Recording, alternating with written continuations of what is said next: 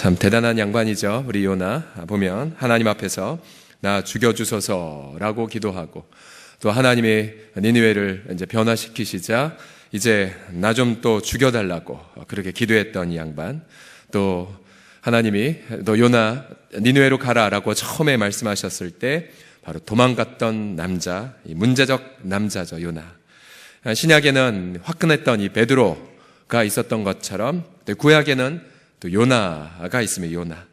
요나를 보면 볼수록 우리가 돌을 던지고 싶기보단 참 어쩜 그렇게 요 나와 같은 모습인지, 그죠? 요 나와 같은 모습 요나. 그래서 한편으로는 또 위로가 됩니다. 아, 이런 분도 이렇게 하나님 앞에 쓰임을 받는구나. 아마 요나의 그런 얼굴을 아마 이 시대에 그린다면 저는 구한말 흥선대원군 이하응의 얼굴이지 않을까 싶습니다. 여러분 아시죠? 척화비를 1871년에 세웠는데 뭐라고 세웠냐면 이렇게 썼습니다. 서양 오랑캐가 침입하는데 싸우지 않으면 화친하자는 것이니 화친을 주장하면 나라를 파는 것이다. 이미 많은 천주교인들이 박해를 받았고 또 성경은 금서가 되었었죠. 그래서 우리는 이하응의 이 얼굴에서 바로 요나의 얼굴을 봅니다. 바로 이 민족적인 편견, 또 다른 이방인들을 멸시하는, 또 나름 또 역사적인 이유가 있었지요. 요나가 있던 주전 8세기 경에 아수르 왕들은 이스라엘을 계속해서 침공했었습니다. 주전 722년 마침내 사마리아가 함락될 때까지 이 북왕국 이스라엘은 계속해서 아수르 왕들에 의하여, 살만 에셀이나 디글랏 빌레세 같은 왕들에 의하여 계속해서 그렇게 잔인한 학대를 받았죠. 이 아수르는 원수의 나라였습니다. 그러니까 우리로 말하면 일제시대를 연상하시면 되죠. 얼마 전 방영되었던 영화되었던 I Can Speak라는 영화, 위안부 할머님들의 그런 증언을 다뤘던 영화. 이제 미국 의회에 가서 증언하려 했지만 일본인들이 갖은 그런 모략을 써서 네가 위안부였다는 증거를 대보라. 그래서 망언을 일삼고 그렇게 협박하고, 그러다 이 할머니가 자신의 배에 난 일본인들의 그 칼자국 그리고 문신을 난 우길 승천기 등을 보여주며 이제 증거를 얘기하고 이제 증언했던, 그래서 그 보는 분들은 어떻게 이럴 수가 있냐라는 분노를 갖게 됐던 그런 영화였었죠. 아수르가 그런 원수의 나라였습니다. 근데 그런 원수에 된 나라에게 복음을 증거한다, 또 그 원수된 나라가 멸망하지 않고 회개해서 구원받았다, 있을 수 없는 일입니다. 그래서 요나가 4장 2절에 비로소 왜 본인이 처음에 사명을 저버리고 도망갔는지 이유를 이렇게 밝힙니다. 여호와께 기도하여 이르되 여호와여, 내가 고국에 있을 때에 이러하겠다고 말씀하지 아니하였나이까. 요나는 알고 있었어요. 뭘 알고 있었냐면 내가 빨리 다시스로 도망하였사오니 이는 주께서는 5가지의 성품을 말합니다.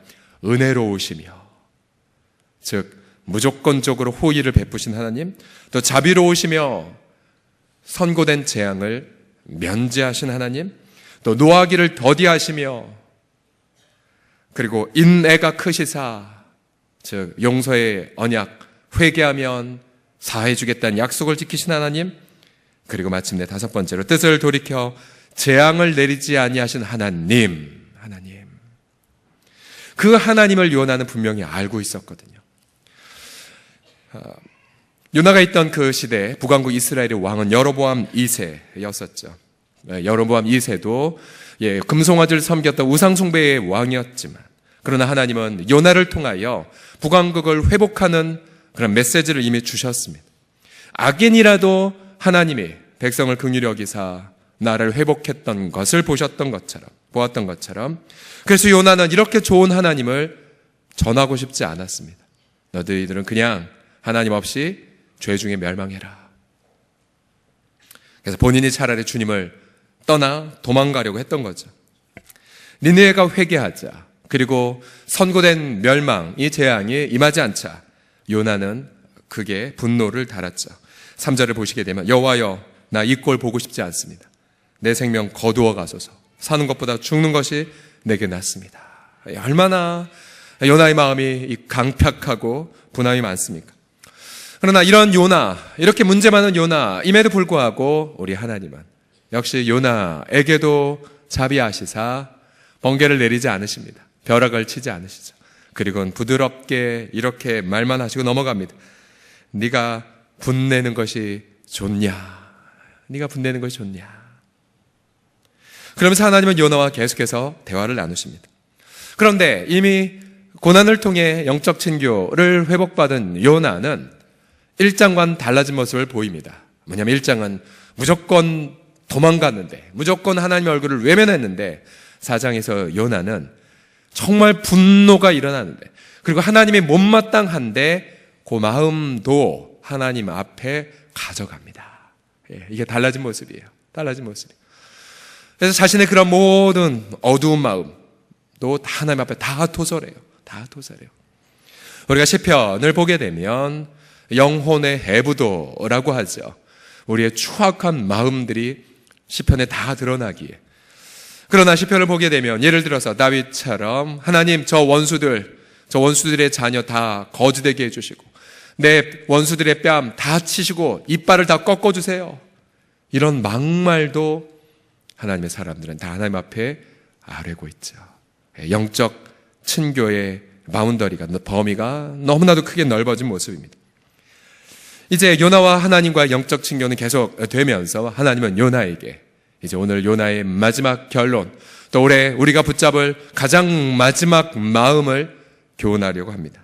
하나님은 교훈하기에 앞서서 시청각 자료를 준비하십니다. 요나가 니느웨가 어떻게 됐는지 보기 위해 동편에 장막을 쳐서 이제 요나를 지켜보는, 또 니느웨를 지켜보는데, 하나님이 니느웨를 위해서, 요나를 위해 이 박넝쿨을 자라게 하셔서 요나에게 시원한 그늘을 만들어 주십니다. 요나가 크게 기뻐했어요. 왜냐하면 그 이라크 지방 뜨거운 태양 또 뜨거운 바람이 불어서 밖에는 그냥 서 있으면 큰일 나기 때문이죠. 요나가 너무 시원해서 기뻐하는데 그날 밤 하나님 벌레를 예비하셔서 나뭇잎을 다 갉아먹게 만드셨죠. 그리고 그 다음날 태양이 그리고 뜨거운 동풍을 불게 하시자 요나가 8절에 이렇게 고백하죠. 해가 뜰 때에 하나님이 뜨거운 동풍을 예비하셨고 해는 요나의 머리에 쪼임에 요나가 혼미하여 스스로 죽기를 구하 이르되, 그 다음 같이 읽겠습니다. 시작. 사는 것보다 죽는 것이 내게 나으니라 하니라. 참 요나는 죽는 것이 낫다라고, 나 죽겠다라고 참 많이 얘기하는 분이죠. 요나는 괴로웠습니다. 그리고 나에게 시원하게 만들었던 이 이파리가 사라진 것에 분노하죠. 그러자 주님은 또 이렇게 말씀하십니다. 9절 보시면 하나님 요나에게 이르시되 네가 이 박넝쿨로 말미암아 화내는 것이 어찌 옳으냐. 요나의 말 보세요. 이 당돌한 말. 그래요, 제가 화내는 거 죽을 때까지 합당합니다. 대단한 양반입니다. 그 순간 하나님은 요나에게 이제 당신의 뜨거운 마음을 전하십니다. 10절과 11절을 다 같이 읽겠습니다. 시작. 여호와께서 이르시되 네가 수고도 아니하였고 재배도 아니하였고 하룻밤에 났다가 하룻밤에 말라버린 이 박넝쿨을 아꼈거든. 하물며 이 큰 성읍 니느웨에는 좌우를 분별하지 못하는 자가 12만 명이요 가축도 많이 있나니 내가 어찌 아끼지 아니하겠느냐 하시니라. 자, 보세요. 우리는 요나가 이미 사명을 다 성취한 거라 여겼습니다. 그러나 여러분, 우리의 사명 성취, 또 우리의 영적 친교, 마침표를 찍기 위해 반드시 배워야 될 레슨 한 가지가 있습니다. 오늘 이 레슨 한 가지만 마지막으로 함께 나누고자 합니다. 영적 친교의 절정, 또 사명 성취의 절정에는 반드시 이것이 있어야 됩니다.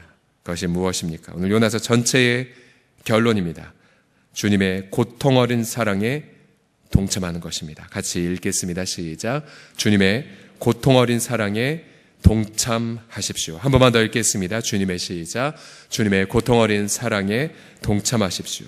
자, 요나는 하나님께서 얼마나 이방 백성들을 아끼는지도 알아야 했습니다. 자, 유대인 입장에서 이방인이지 하나님 입장에선 자신의 형상을 닮은 자녀들이었거든요. 여러분의 창세기를 우리 맥주인 성경 통독을 따라 읽어서 창세기 4장, 5장, 또 6장, 7장, 8장, 9장을 넘어가도 아담과 하와의 범죄 이후에 하나님은 여전히 인류를 향해 이렇게 묘사합니다. 하나님의 형상대로 아담과 하와를 지으시던 날에, 또 노아 홍수 이후에도 말씀하시던 사람을 죽이지 말라. 왜냐하면 하나님의 형상대로 지음받았기 때문이라고. 여러분 아세요? 여전히 하나님은 모든 인류를 보시되 당신의 형상을 가진 자로 보십니다. 그러니 얼마나 애지중지하실까요? 우리들은 민족이 틀리고 또 역사가 틀리고 또 성격이 틀리고 고향이 틀린다 하면 넌 틀려 난 옳아 혹은 우리끼리라고 하지만 하나님의 마음은 그렇지 않으십니다.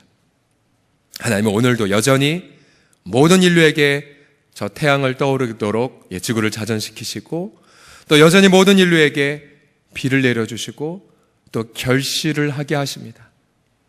우리가 제일 증오하는 민족이나 가장 싫어하는 나라에도 여러분 여전히 자연 만물의 아름다움을 주고 계신 것 아십니까? 주님은 모든 사람들이 회개하고 진리를 알기를 원하십니다. 모든 사람은 말 그대로 모든 사람이죠. 베드로 3장 9절의 마음을 여러분 마음에 새기십시오. 같이 읽겠습니다. 시작.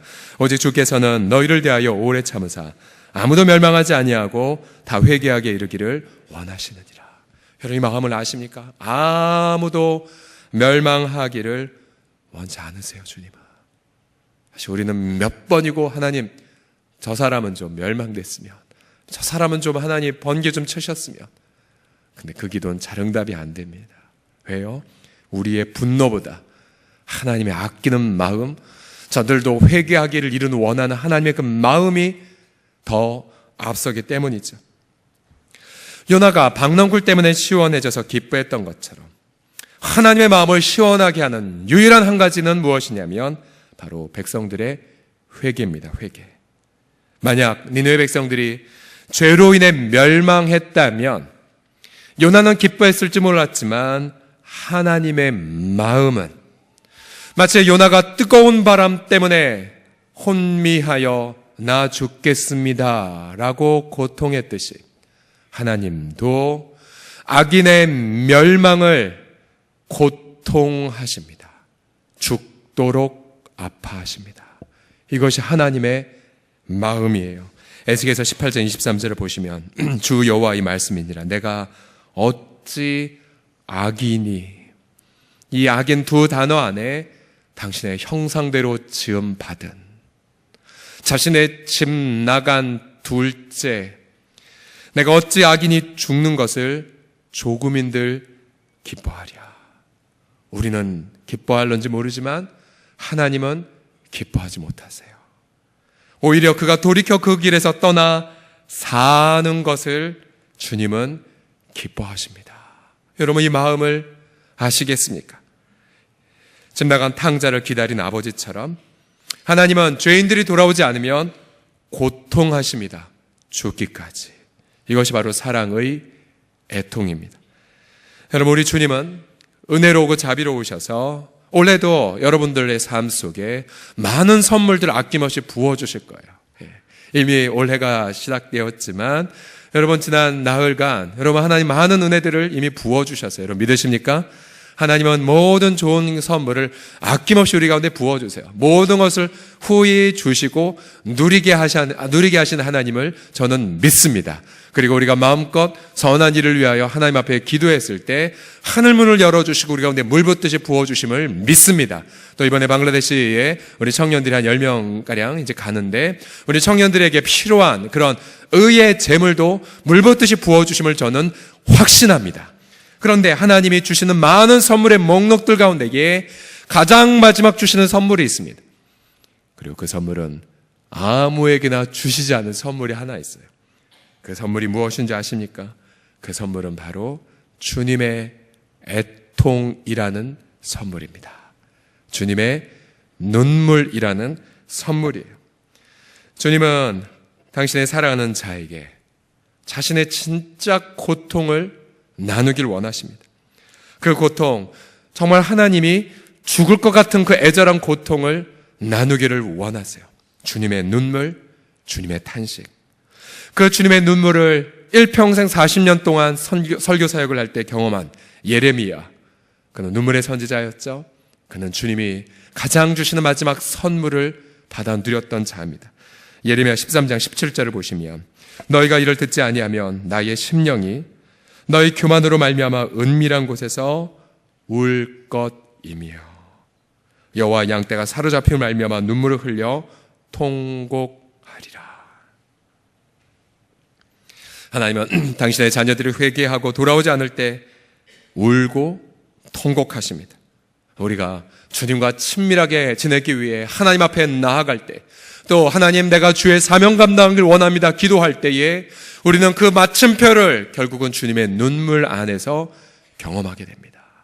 주님의 눈물 안에서. 사도 바울이 좋은 모델이죠. 그가 동족들이 여전히 회개하지 않고 복음을 거부하자 그는 심지어 이런 기도를 남기죠. 내가 그리스도 안에서 참말을 하고 거짓말을 아니하노라. 나에게 큰 근심이 있는 것과 마음에 그치지 않은 고통이 있는 것을. 그치지 않은 고통. 분명히 로마서 8장에서 사도 바울은 누가 우리를 그리스도의 사랑에서 끊으리요 위대한 찬양을 외쳤지만 그 찬양 직후에 사도 바울은 애절한 고통으로 그렇게 신음합니다. 내 양심이 성령 안에서 나와 더불어 증언하노니 그의 정직한 자의 고백, 바로 나의 형제 곧 고르게 친척 영혼 구원을 위하여 그 다음 이렇게 고백합니다. 같이 읽어보겠습니다. 내 자신이 시작. 내 자신이 저주를 받아 그리스도에게서 끊어질지라도 원하는 바로다. 여러분 이런 기도 해보신 적 있으세요? 하나님 저 사람 구원하소서. 아니면 저희가 지옥 가도 괜찮습니다. 모세도 이런 기도 한 적이 있죠. 하나님 용서해 주세요 이 백성. 안 그러면 저를 생명책에서 지워주세요. 생명책에서 지워주세요. 그리고 저주를 받아 그리스도에서 떨어져 지옥에 갈지라도 원합니다. 이 마음. 여러분 이러한 기도를 한 자들의 공통점이 있습니다. 그들은 주님의 그 애곡한 눈물 속에서 하나님과의 진정한 영적 친교의 완성을 경험한다는 사실입니다. 그래서 그 눈물 속에서, 그 아픔 속에서 내가 주님을 위하여 드리는 희생은 아무것도 아닙니다. 우리의 믿음의 선배들의 삶을 보십시오. 그 애절한 눈물의 마음에 동참하여 내가 주님의 마음을 조금이라도 시원하게 하겠다고 하며 결국 자신의 인생을 다 포기하고 자신의 인생의 반토막, 남은 반토막을 그저 의미 없는 데 보내는 것이 아니라 주님이 보내신 사명의 땅에 보내고 자신의 전 재산을 주 앞에 바치고, 그럼 주변에서 다 조롱하죠. 너 왜 그렇게 낭비해? 너 왜 그렇게 아깝게 살아? 왜 그렇게 바보같이 살아? 그러나 그것을 드리는 자는 압니다. 주님과의 누리는 그 놀라운 친교의 그 가치, 그 놀라운 주님의 그 마음에 비해 내가 드린 것은 아무것도 아니라는 그 사실을요. 그러면서 그들은 주 앞에 소모하고 주 앞에 낭비라는 것처럼 이방인들에게 보인다 할지라도 그들 내면에는 충만한 기쁨이 가득합니다. 충만한 기쁨이. 사도 바울의 고백대로 내가 내 주 예수를 아는 지식이 가장 최상의 우선순위라고 고백하면서 그동안 내게 유익했던 모든 것들을 다 배설물로 다 여겨도 나는 상관없다라고 고백했던 마음이 이루어지는 거죠.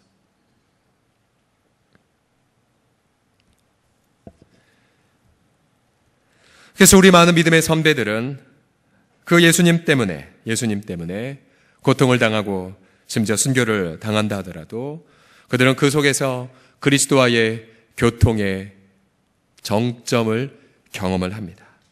우리 초대교회 콜로세움에서 무수하게 많은 크리스천들이 순교를 당할 때에도 로마인들이 보기에 경악을 했던 이유가 무엇이었습니까? 그들이 맹수 앞에서, 칼날 앞에서, 죽음의 뜰 끓는 그 불길 앞에서도 예수 이름을 부인하지 않은 채 오히려 그들의 얼굴에 하들 가득한 희열이 넘쳐나는 걸 보며 죽음이 그들에게 아무런 위협이 되지 않고 오히려 담대한 주님의 그 증거를 하는 기회가 되는 걸 보고 로마 제국의 사람들이 주 앞에 무릎을 꿇었던 것 아니겠습니까? 우리 예수 그리스도를 보십시오. 그분이 왜 십자가를 지셨고 그분이 왜 그렇게 채찍과 조롱을 받으셨습니까? 그것은 보세요. 예수님이 십자가에서 못 박히는 그 고통보다 저와 여러분들이 회개하지 않아 멸망하는 것을 보는 고통이 더 컸기 때문에 그래요. 우리 예수님이 왜 그렇게 하나님에게서 단절된 저주받은 고통을 겪으셨습니까? 그것은 그 고통보다 당신의 형상으로 지음받은 인류가 영원한 형벌로 들어가는 것을 견딜 수 없었기 때문이었습니다. 그래서 오히려 그가 이제 겟세마네에서의 기도에서 내가 아버지의 주는 잔을 마시겠다고 결단한 그 순간, 그때부터 주님은 결코 고민하지 않으시죠. 그때부터 주님은 절대로 뒤로 물러가지 않습니다.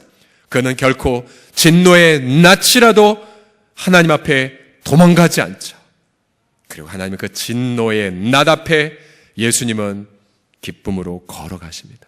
히브리서의 표현에 따르면 그리스도는 그 앞에는 즐거움을 위하여 그 모든 수모를 감내하셨다고 말해요.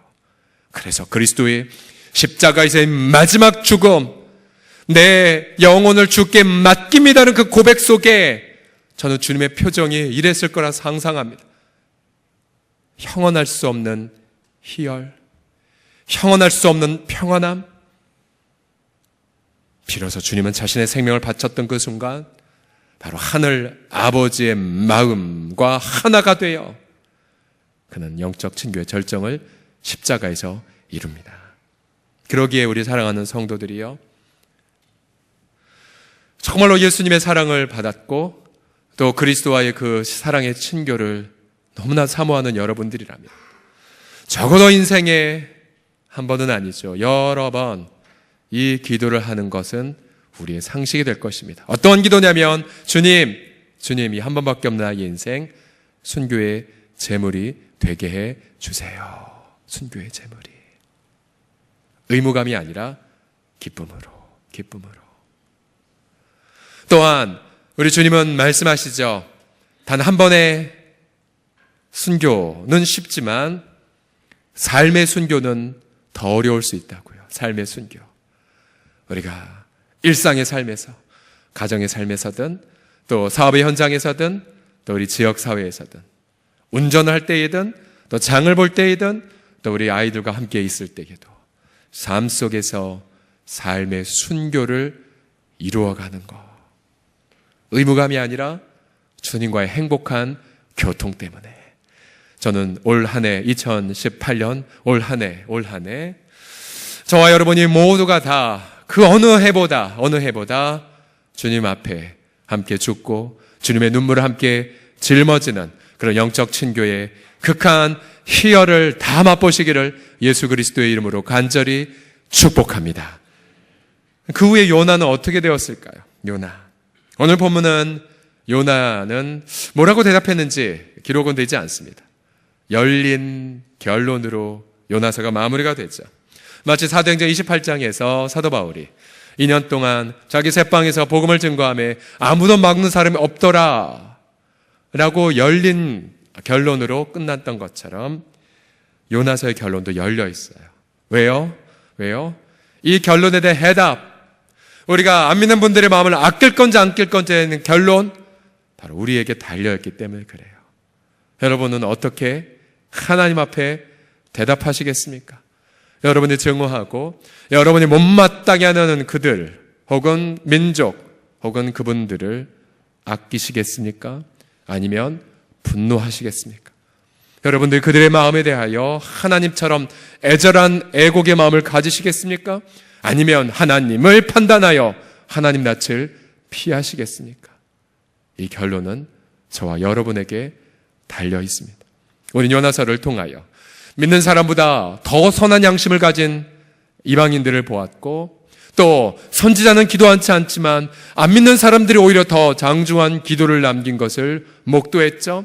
또 그 당시 하나님 믿는 백성들은 회개하지 않고 불신한 가운데 있었지만, 그러나 이방인 왕조차 겸손하여 하나님 앞에 무릎 꿇었던 것도 목도했습니다. 그럼 무엇을 말씀하십니까? 우리는 결코 하나님 앞에서 결코 잘난 자들이 아닙니다. 우리는 그저 모든 사람들 가운데에 예수님의 은혜를 조금 더 빨리 받았을 뿐이었죠. 그 빨리 받았던 것이 우리가 다른 사람들보다 잘났다는 증거는 결코 아닙니다. 우리가 먼저 은혜를 받았다면 그 은혜를 겸손하게 나누십시오. 올 한 해 그 은혜를 겸손하게 나누셔서 하나님의 모든 사람 멸망하지 않고 정말 아끼는 그 애절한 마음을 날마다 여러분의 심령 가운데 가득히 채워가시기를 예수님의 이름으로 간절히 축복합니다. 그 후에 요나의 인생에 대하여 우리는 잘 알지 못합니다. 천국 가야 확인하지만, 그러나 지금 이라크의 모술 땅, 과거에 니느웨가 있던 도시에 가면 그 이라크 사람들은 선지자 요나, 그들의 아랍 이름으로 유누스, 그의 무덤이 있는 곳에 거대한 모스크를 지었습니다. 거대한 모스크를요. 요나의 무덤이 있는 모스크, 모술에 있는 지방인데 상당히 규모가 큽니다. 비록 모스크이지만 저 지방에 있는 분들은 적어도 자신들을 아껴서, 물론 한때 하나님 마음을 피했지만 본인이 받은 고난 속에 하나님 마음을 깨닫고 자신들에게 말씀을 증거했던 요나에 대한 추모가 있습니다.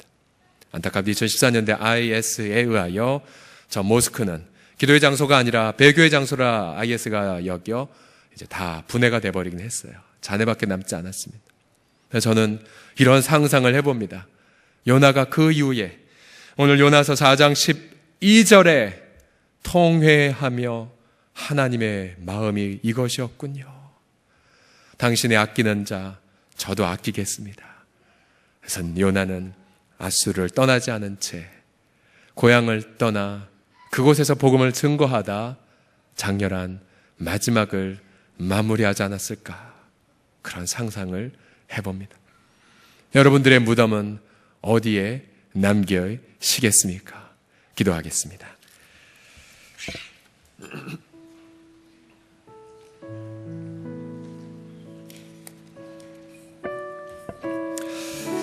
우리의 사랑하는 우리 장요한 선교사님, 3년 전인가요? 이런 말을 하였죠. 자신의 무덤이 있는 곳이 바로 자신의 사명지라고. 그래서 그는 자신의 그런 사명을 위해 북한에 들어가 마음껏 그렇게 하나님의 숨겨진 백성을 찾을 때까지 찾다가 죽어도 좋다라고 기쁨으로 고백했던 걸 여러분 기억하시지요? 여러분의 무덤은 어디입니까? 여러분의 순교지는 어디입니까?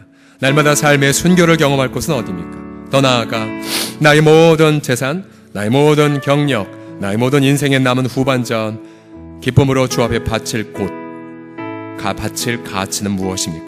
같이 시간 함께 동성으로 오늘 한 주간에 주님 말씀하신 것에 대한 음성에 대한 고백과 결단을 주 앞에 드리겠습니다. 기도하겠습니다. 살아계신 아버지 하나님, 이 시간 주님 앞에 의지하며 나아갑니다. 하나님 감사해요.